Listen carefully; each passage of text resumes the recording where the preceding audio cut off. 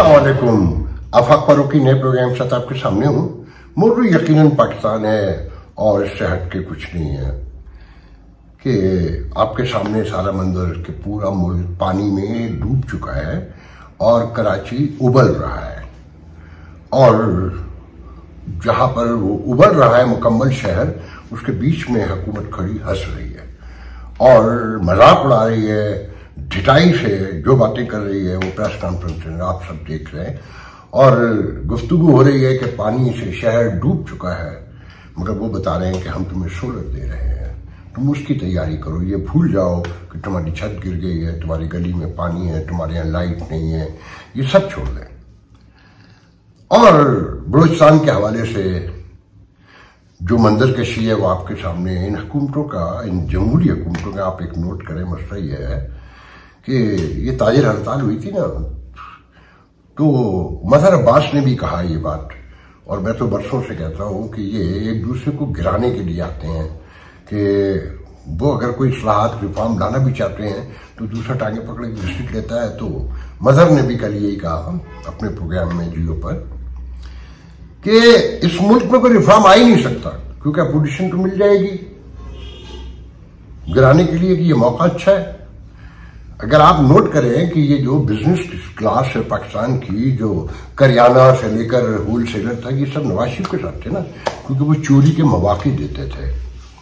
90 से लेकर 2013 की हुकूमत तक चले जाइए और ये देखें कि IMF को उन्होंने कैसे कैसे बेवकूफ बनाया और क्या क्या किया। मैं उस डिटेल में नहीं जाऊंगा, मैं पहले कई दफा बता चुका हूं कि ये जो आज भुगत रहे ना इमरान खान पे, तो झूठा इल्जाम है, मैं ये नहीं मानता हूं। उन्होंने बहुत कुछ तबाह किया कि जाते हुए पेट्रोल की कीमत सस्ती करके सब मुआहदे की ऐसी तैसी फेरी और इमेच्योरिटी की आखिरी हद पे ले गए। मगर इमरान खान के आने से पहले फिर IMF में जाने की तैयारियां मुकम्मल थी और IMF को झूठ बोल बोल के उन्होंने भी अब आखिरी शिकंजा कसा है ना। तो ये जो बिजनेस क्लास थी, ये नवाज शरीफ को वोट इसलिए देती थी कि चोरी के मौके प्रोवाइड किए जाते थे, ब्लैक इकॉनमी को आगे बढ़ाया जाता था, बनी लॉन्ड्री में आसानी होती थी, ये सब नवाज शरीफ के कारनामे थे। अच्छा, अब जब ये रिफॉर्म का दबाव पड़ गया है, मुल्क की सलामती खतरे में पड़ गई है, जिनका ये मुल्क है उनकी नौकरियों के लाले पड़ गए हैं तनख्वाहों के, तो अपोजिशन मिली हुई है। आप बलूचिस्तान के मसले पे देख लें कितना सीरियस मसला है। एक तो हुकूमत का रवैया नोट करें आप, मैं उस तरफ आता हूं, मगर पहले ये देखें कि हजार अरब ये सीवरेज लाइन, मतलब अमेरिका से लेकर दुनिया का कौन सा यूरोप अमेरिका का मुल्क है जो है इनकी मदद नहीं की। जापान से लेकर, मैं अभी जापान का भी आपको बताऊंगा कि वहां तूफान आया है, ये सब खा गए।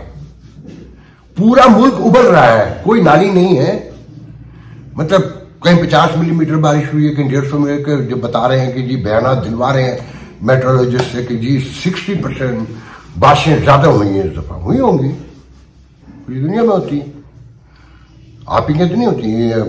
मैं तो ये मिथ भी मानता हूं कि एक साल कम होती है, दूसरे साल ज्यादा होती है, मगर आपकी तैयारियां क्या थी? अगर आप लोगों को याद होगा कि मैंने कराची में जब मैं आया हूं 20 मुल्क वापस, तो मैंने बिगनिंग में कहा था कि नालों की कोई सफाई नहीं हो रही है और जब बारिश होगी तो कोराम पड़ेगा, फिर ये झूठ बोलेंगे। तो अब वो सारे हकायक सामने आ रहे हैं और अब टेलीविजन दिखा भी रहे हैं। अच्छा, कराची के मामले में लगता है कि टेलीविजन ने डिसाइड कर लिया है, पाकिस्तान के नेशनल टेलीविजन जितने भी हैं, कि अब इसकी कोई बेहतरी के लिए काम करना है। तो दबाव पड़ा हुआ है, जिनमें 2 प्रेस कॉन्फ्रेंसें हो रही हैं, मगर सब कुछ हाथ से जा चुका है, स्ट्रक्चर टूट चुका है, क्योंकि हुकूमत बचाने और गिराने की जो लड़ाई है, जब तक ये खत्म नहीं होगी, उस पर जब तक तवज्जो नहीं होगी, मामला तो आगे नहीं बढ़ सकता। मैं आपको ना जापान का मैंने एक छोटा सा डेटा निकाला है, मैं आपको पढ़ के सुनाता हूं, तो वो जरा गौर से सुनिएगा और कंपेयर कीजिएगा कि वो कौम जो मुकम्मल बर्बाद हो गई थी नागासाकी हिरोशिमा पर अमेरिकन बमबारी के बाद, लाखों लोग मरे और करोड़ों बर्बाद हुए और आज तक बीमार भी पैदा होते हैं। और उस मुल्क का जोग्राफिया देखें कि छोटा सा मुल्क आबादी जरूरत से ज्यादा जो आपके यहाँ 2050 में होने जा रही है कि आप डबल आबादी हो जाएंगे, आपके यहाँ तो पोलियो ही नहीं खत्म होता, उसकी वैक्सीन भी पीने को तैयार नहीं है। बहरहाल तो मैं आपको वो पढ़ के सुनाता हूँ, फिर अपना मुवाजना कीजिएगा कि आप हैं कौन लोग। आने वाले हालिया तूफान में तकरीबन 296 एकड़ जमीन ज़ेरे आब आई है, जिसके नतीजे में कई रास्ते सड़कें बंद हैं, काफी नुकसान हुआ है और 80% सारी सड़कें वगैरह खोल दी गई, मगर कुछ सड़कें फिलहाल रास्ते मुकम्मल बंद हैं, जिनकी बहाली में काफी वक्त लग सकता है कि it was such a huge big thunderstorm और हरिकेन और थिंग्स लाइक दैट। जरा जापान सुने, जिसकी 122 मिलियन की आबादी है, वहां पर सालाना 1500 ज़लज़ले आते हैं, 11 तूफान, 111 आतिशफशा एवरेज पड़ते हैं।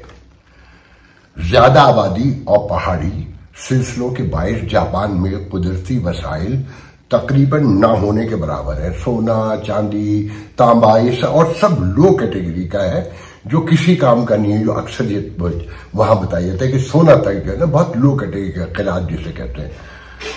2024 के आदाद शुमार के मुताबिक जापान की कुल आबादी 122 मिलियन, जैसा कि मैंने आपको अभी बताई। और सुनते जाइएगा, आप जरा मुआवजा कीजिएगा कि ये वो मुल्क जो मलिया मेट हो गया था, नेस्त और नाबूद हो गया था। जापान की टोटल जीडीपी पर कैपिटा तकरीबन $41,000 है, अमेरिकन 36 और 37 है, और $43,000 तक है, 41 से $43,000 पर ईयर।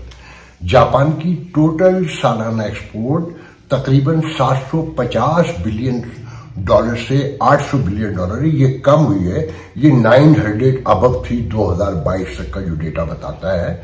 जापान और आबादी भी कम हुई है, कोई तकरीबन 3 मिलियन के करीब। जापान की टोटल सालाना इंपोर्ट तकरीबन $850 बिलियन से $900 बिलियन है, मतलब 25 से 30 बिलियन एवरेज ज्यादा है। तो यू कैन इमेजिन, ये कौम जो मुकम्मल खत्म हो गई थी सेकेंड वर्ल्ड वॉर में, एटम बम 2 शहरों में पड़ने के बाद लाखों करोड़ों लोग मारे गए, बीमार हुए। जापान के ज़र मुबादला के ज़खायर का तखमीना तकरीबन $1.3 ट्रिलियन है, मतलब $1300 बिलियन। ये वो मुल्क है जहां पर इतने तूफान, आतिशफशा, ज़लज़ले, मगर उसकी तरक्की की रफ्तार देखें और सबक पकड़ें। देखें, ये मैंने बहुत मुख्तसरन आपको सुनाया है, जरा गौर करने की बात है कि कौमें होती क्या है। आप लोगों का मसला है जो हमारा है, जिसमें मैं भी शामिल हूं, कि मैं पहले सोचता था, अक्सर सोचता था कि यार ये ईस्ट इंडिया कंपनी या जो पहले अफगानी और टर्किश और ये ईरानी आके कब्जे करते रहे और ये इतनी बड़ी आबादी, ये कैसे मुमकिन था? हम एक दूसरे से बहुत जलते हैं। अच्छा, फिर हम फौज पे इल्जाम लगा देते हैं, KDA, LDA, CDA। और भाई हम इज्तिमाई तौर पे एक बेगैरत कौम है, हम सॉरी कहने दीजिए मुझे। हमें कोई शर्म नहीं है, हम अपनी रोटी के लिए दूसरे के बच्चे का पेट फाड़ देते हैं। मतलब आप आज की मौजूद दुनिया में कितने वाक़े होते हैं दुनिया में, ऐसा नहीं कि नहीं होते, मगर ना होने के बराबर है कि बेटा बाप को मार रहा है, बाप जो है बेटे और बेटी को और सब पूरे खानदान को उड़ा देता है, छोटी छोटी सी जमीन के जायदाद के मसले पर एक दूसरे को नुकसान पहुंचाने के लिए।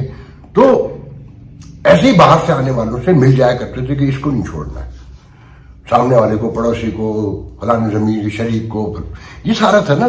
तो आप वो आज असेंबली का आपने देखा है मंजर, आपको लगता है कि ये कौम किसी क्राइसिस का शिकार है, जो एक दूसरे पे घटिया इल्जामात लगा रहे थे। बलूचिस्तान के हवाले सेनेट में भी, कि सेनेट में एक सेनेटर तो कहता है, उमर फारूक है कोई, कि बलूचिस्तान को तो छोड़े, पहले कच्चे में जो तुम्हारी बख्तरबंद गाड़ियां गई हुई वो तो ले आए, मतलब डाकुओं ने बख्तरबंद गाड़ियां छीन ली इनसे, और असेंबली में बयान किया जा रहा है। और मैं बहुत सी बातें नहीं करूंगा कि मुझे ऐसा लगेगा जैसे मैं कैंपेन चला रहा हूं किसी के खिलाफ, क्योंकि मेरिट तो यहाँ है ही नहीं, और ना कोई संजीदगी है, ना कोई इंटेलेक्चुअलिज्म है, ना कोई विजन है, ना कोई स्ट्रेटेजी है। और जो कौमी असेंबली में हुआ है कि सबसे पहले तो कोई वज़ीर आज़म, ये जो बलूचिस्तान के बागी हैं या दहशतगर्द जिन्हें हम कहते हैं, केपीके में 30 साल से ज्यादा हो गए, पहले तो ये सोचे ना ये बने कैसे, इसका कोई जवाब आकर दे, बताए कि ये मदरसों से लेकर ये पूरा निजाम में हस्ती जो तैयार किया गया, अब उन गरीबों को हम टिका टिका के मार रहे हैं। अगर मेरा आपका खुदा न खास्ता, अल्लाह न करे, मेरे मुंह में खाक किसी के साथ भी ना हो कि किसी का बाप, किसी का भाई, किसी का बेटा, आप रोज दहशतगर्द बना के मार देते हैं, रोजाना। जब फिर वो इधर से मार देते हैं, इधर वाले भी शहीद हैं, उधर वाले भी शहीद हैं। मतलब माओ की जिनकी पॉलिसियां हैं वो, उनका कहीं पता ही नहीं है कि वो कौन लोग थे। दोनों तरफ कब्रें तैयार हो रही हैं, कब्रिस्तान भरे जा रहे हैं, और वज़ीर आज़म मुल्क का जो है ना अपना इक़्तिदार चलाने के लिए, जबकि उसके हाथ में कुछ भी नहीं है। जिस वज़ीर आज़म का वज़ीर दाखिला अपना ना हो, वज़ीर खजाना अपना ना हो, वो वज़ीर आज़म होता है। मतलब कुछ थोड़ी सी भी ईगो हो, सेल्फ रिस्पेक्ट हो, तो कोई बर्दाश्त कर सकता है आपके ख्याल में? कह रहा है जी एक दहशतगर्द को नहीं छोड़ेंगे। भाई वो दहशतगर्द बने कैसे हैं? वो कल कह रहे थे ना मुर्तजा साहब, जमीयत उलमा इस्लाम के जो सेनेटर हैं, वो कह रहे थे ना कि आर्टिकल 4 जो कहता है उसके तहत बात कर लो बैठ के। सना बलूच कल कैपिटल टॉक में कह रहा था ना, जो मैं आपसे रोज कहता हूं कि रियासत दहशतगर्दी नहीं करती, वो तशद्दुद का जवाब तशद्दुद से नहीं देती, वो मसाइल बैठ के हल करती है। तो जो आर्टिकल 4 कहता है, जो बाकी सूबों में नाफिज है, वहां पे भी नाफिज कर दो ना, कि कानून के दायरे में आइन की बालादस्ती के साथ सब यहां जिंदा रहेंगे। तो आइन कानून जो है वो सिर्फ बलूचों के लिए है या शुमाली इलाके के लोगों के लिए है। देखें, मैं कहीं ये नहीं कह रहा कि उन्होंने लोगों को बसों से गरीबों को उतार उतार के मारा। आप जब लाशें गिराएंगे, आप नारे जिंदाबाद खोदेंगे और सैकड़ों की तादाद से लोग गायब होंगे और पूरा मीडिया ये बयान कर रहा हो, अदालतें बोल रही हो, अब तो कोई ये शुबे की गुंजाइश ही नहीं रही। फैज हमीद की आपने जो गिरफ्तारी की, उसके बाद से जो बयानात जो एंकर्स दे रहे हैं, जो लोग सामने आ रहे हैं, उसके बाद किसी से ढका छुपा रह गया है। तो जिस तरह आपका माइंड सेट है इस खित्ते का, वही वो लोग हैं। जैसे आप कर रहे हैं वैसे वो कर रहे हैं। तो कोई जब तक टॉलरेंस का मुजाहरा नहीं दिखाया जाएगा, कहीं बैठकर बात नहीं होगी। अगर अख्तर मेंगल, सनाउल्लाह बलोच जैसे और दूसरे तीसरे, यही सरफराज बुगटी, ये भी तो मिसिंग था ना। अगर मामला तय नहीं करेंगे तो कितने मारेंगे आप? वो 6.5 मिलियन सबको मार देंगे आप। अचानक उनके घरों से लोग निकल रहे हैं ना, सुसाइड बॉम्बर बन रहे हैं, जिनके दूर दूर तक कोई वजूद नहीं था दहशतगर्दी का, कोई तस्वुर नहीं था, ना वो नाराज थे। और अचानक आप कितने को उठा लेंगे, कितनों को मार डालेंगे? सोचें प्लीज। और ऐसा वज़ीर आज़म जो एक ही बात कहता हो कि हम एक एक को आपको खुश करने के लिए कि हम चुन चुन के मार देंगे और जिंदा गाड़ देंगे, फलाना कर देंगे।